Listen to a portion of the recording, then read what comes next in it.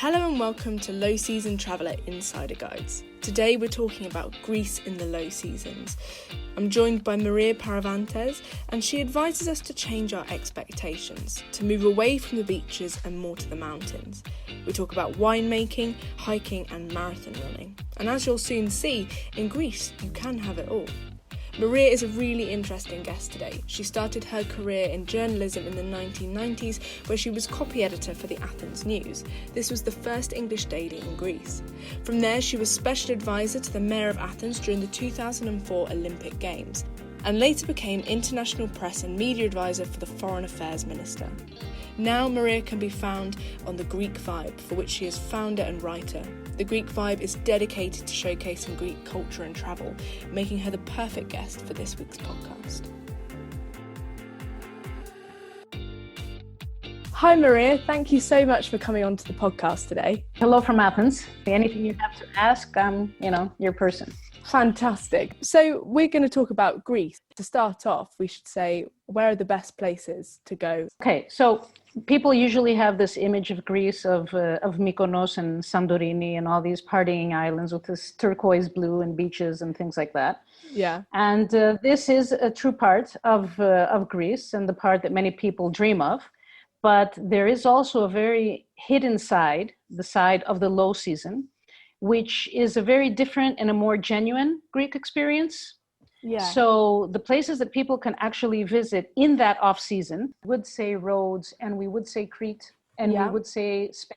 And the reasons for these islands are, first of all, because they are large islands. Secondly, because they do have all the infrastructure that can actually, meet the demands of visitors. Crete has regular connections, and Rhodes has regular airline connections. Okay. Spetses, on the other hand, is a beautiful little island very near Athens, and it has the capacity that you can actually drive there. So would you recommend staying in Athens and then driving to the island? Yes, I would also suggest for low season visitor would be Athens and Thessaloniki, because you can always have your base in Athens or in Thessaloniki, and at the same time, and this is the beauty of Greece, in my opinion. Yeah. You can always base your activities at some, city or some main town. And from there, visit you'll always have some island or some beach side or something nearby. Okay. Then I would, besides Thessaloniki and Athens, I would suggest mainland Greece. So I think that Karpenisi, for instance, is an area in mainland central Greece. And it's beautiful. It has waterfalls, it has rafting, it has this wonderful, genuine food experience. It's a wonderful place to visit. Meteora, northern Greece, where you have Epirus. Epirus in itself is a full, complete destination for anyone who is low season. It has everything. You could have Mykonos and Santorini, which are beautiful places and people always love, but you will have a very different view of these islands. So what I would tell travelers is, if you're coming to Greece to see the party Mykonos or to see the party Santorini, expect to see a more genuine side, fewer crowds, hassle-free, better service, cheaper prices, and a nature, a beauty that's much different than the summer. You have to reevaluate your expectations if you want to go to. Exactly. And what is it that you're looking for? Which I think younger people are now, younger generation travelers are more interested in this genuine, feel like a local experience. Yeah, I think especially, with COVID, travel is obviously very different now, but hopefully one day it will return to normal, or a new normal. Mm-hmm. A new normal, I think. Yeah, and I think, talking from a young person's perspective, that is one thing COVID has taken away. It's that ability to connect, to go and see other people. It is a virus of isolation, and I think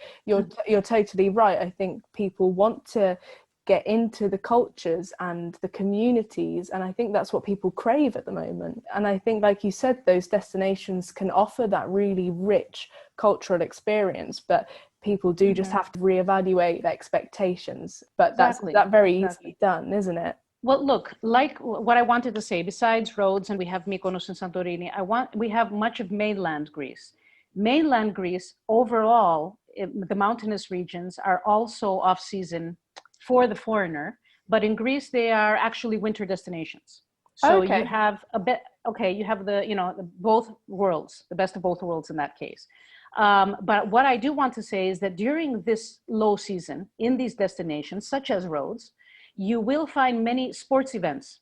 So usually in the lower season, like after August, because August is like the peak season for Greece, in November and in September and in October, we usually have our massive, sporting events. So you might find anything from regattas, you might find spear fishing and diving, free diving events, which Yeah. culminates in Athens in the middle of November with the Athens Marathon. Okay. So you have a different form. Okay, so what you could focus on, I mean, I think that many sports lovers would really enjoy, like, late September, October, November. This is something that most people don't know about Greece. Everyone is like, okay, we have the sun and the sea and the beach and the bars, and Yeah. we all love that. But we also have this new forms. We have a wine tasting. We have all this, gastronomy going on. We have events and the winemaking. So that's also like November. The olive picking, which is December through March. I don't naturally associate Greece with winemaking or marathon running. It'd be really interesting to hear what you think the top experiences would be. I think that I would choose one from each area. I mean, okay, I will leave the sea and sun aside because we do have wonderful weather like until December. I think that everyone can still go swimming. The second thing that I would say is a wonderful experience would be to run or to walk the Athens Marathon or part of the marathon, because it's not only the 47 kilometers that, for the super athletes. The whole city is involved in this, that this is a historic, ancient, it has a big history. And you have people from all over the world coming to Greece to run this marathon that has given its name to the marathons all over the world. Fantastic. It's very unique for someone to do. Yeah. Another experience I would suggest would be olive picking. Okay. And something that is relatively new for foreigners. It's something that is, for us, it's just something that we all have in our families because we all have olive trees. But it's a very unique experience because it involves the actual picking, going to the olive grove, seeing how how you make the olive oil, how you pick the olives, and also involves a lot of gastronomy as well, because you will taste the oil, you will make bread. I imagine that's quite a community-based thing. Yes, actually now there are various companies in Athens, or not in Athens, in Kalamata and in Mytilene and in various places of Greece where we have very good olive oil.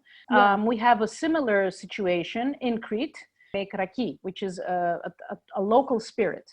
It's something like moonshine. This is a whole big festival. I mean, you cook and you eat and you drink all day and you sing, and it Sounds marvelous. You actually, yeah, you're actually part of the tradition. Yeah. Okay. And at the same time, you're immersing yourself in the local community. So you're becoming a part of this. Yeah. And you're seeing something other than the sea and the sun, which is there and which you can also do.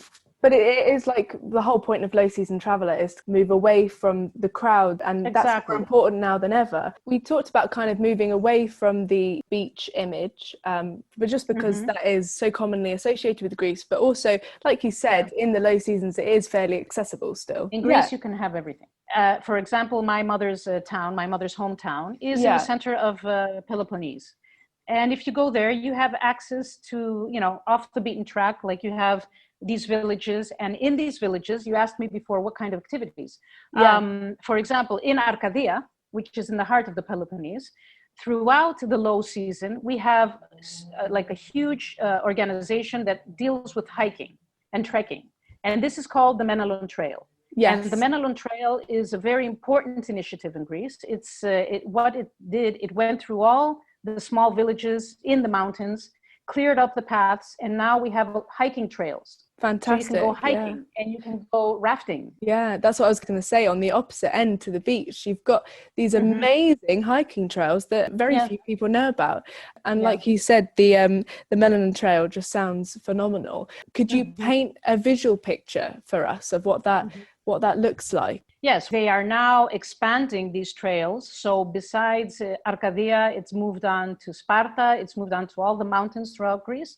And the point is for it to actually link to the rest of the trails in Europe. Wow. So now the picture is the following. You start off from a very small village. One of the villages is Vitina, for instance. And you just enter this totally different view of Greece, of what people know Greece to be. So you have pine trees, you have forests, you have these beautiful fall and autumn colors, Wow. and it's wonderful, and you have peace and quiet, and for me it's an excellent experience. And then usually these trails go from one village to the next, so you actually get the chance to see villages that are really far off and that you will probably never drive to. And then you end up in one or two villages where you can sit at the local taberna, order, one of the wonderful different foods that locals will cook there, and have an experience that I think is very unique. Yeah, I mean, I'm sold. Yeah, that sounds amazing. It's beautiful. And, saying that you go to lots of little villages and places that you wouldn't necessarily visit by car, is there anything that a traveller should be aware of culturally, experiencing Greece in a far more intimate and personal level? In the past, it was a bit different, because in the past, these villages were very remote. So they had no access to tourism. We have to, remember that, last year, Greece had 35 million visitors. Wow. So most people, most of the villages, most of the towns, most people overall are kind of accustomed to some form of tourism. Tourism in Greece has soared, hasn't it? And it's continued to grow until, obviously, the pandemic. You personally We had our best year last year. Oh, really? Okay. It was the best year. Well, having had the effects of the pandemic, I just wanted to gauge what your opinion was on the importance of low season travel. Mm-hmm. Well, I think that the pandemic is actually giving us a good lesson, all of us, worldwide. We cannot continue traveling the way we used to travel. Tourism cannot be the way it used to be, because we need to be able to respect the very places that we want to visit and that we want to get something from. We want to get this experience, okay? So we have to change this whole idea and this whole model of tourism in 2 months or 3 months and spread that out. Bring out all the unique characteristics in all the countries of the world, not only Greece. I just think that Greece may be a bit ahead in the sense that we are one of the most popular destinations in the world, in the sense that everyone dreams of going to the Greek islands. Do you think that makes it harder as a destination because people have such strong preconceived ideas? Yes, I do think it is harder, but I think that since initiatives like the Low Season Traveler are coming forth, it means that there is a demand, first of all. It means that people are actually thinking about, okay, maybe we're not doing this right. Maybe it would be better to go at a lower season. And you can actually respect the environment and make sure that, children and their children will be able to actually visit and see these places. It's the best of both worlds, isn't it? Exactly. Okay, and what would be your 3 main tips for anybody traveling to the country in the low seasons? My first and the most important thing I suggest always to all my readers as well, and people who ask me, is, when you go to a location, to any destination in Greece, ask people. Greeks love to talk. And Greeks love to share. So ask around, you go to the taverna, you go to the bakery, ask them whatever it is you want to ask. You can ask them, what kind of bread is this? What is it made from? Or, why are the church bells ringing? And people, Greeks love to boast about their country, especially if it's a small village. They're even more happy to talk about it, so that's the first thing I would suggest. The second is and I know this really goes against younger generation gadget loving, situation. I would suggest leave your gadgets behind and just follow your nose, kind of just turn off the phones, turn off the GPSs, turn off everything off and just take a path and just walk. Walk, whether that's walking in Athens, which is a big urban center, or walking in a village, outside the village, go explore. And the third thing is that, say hi and smile. It is the best way to win over any Greek. I mean, even the most curious, usually in the villages, especially in the past, and especially if you were xenos means foreigner, if you smile, you kind of break the ice. Yeah. So, they kind of become friends. And from then on, forget it. It's just you're there and they're going to start, sending you over drinks and sending you over sweets and treats. And this is why I think these 3 things will make the traveler of the next season, and the off season is the best time to do this because people have time. Yeah. They're not stressed out with all these crowds and everything, and they're more relaxed. So they're really more open and more hospitable. Yeah, fantastic. That sounds brilliant. I mean, you can get a long way with a smile, can't you? Yeah, I do believe that. The whole point is to be able to share that. Yeah, it's all about sharing stories, coming together. Yeah, exactly. And that's why it's important to respect it. Low season is not just an idea, it's a must. I couldn't agree with you more. Oh, well, thank you so much for coming on today. It's been a real pleasure. Okay, my pleasure too.